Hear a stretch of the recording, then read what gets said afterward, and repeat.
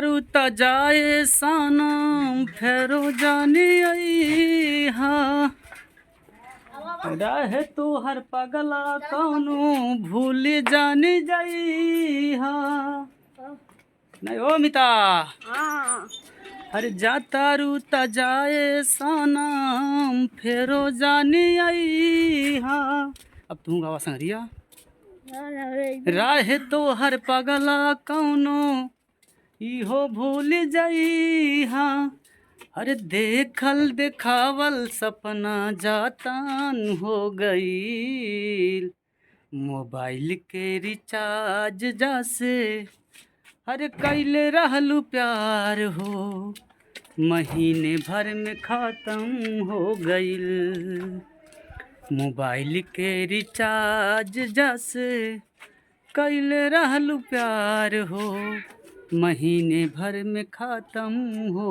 गईल। तू कोनो गाना मालूम बा?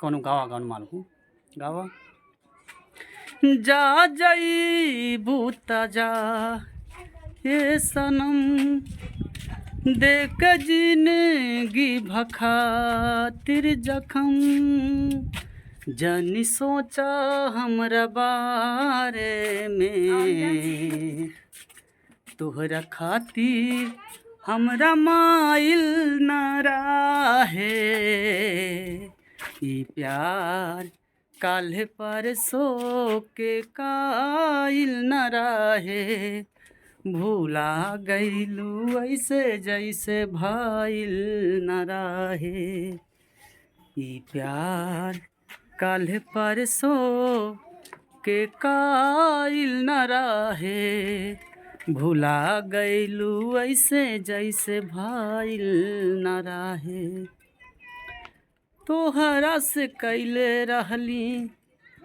जाने देवता पिता।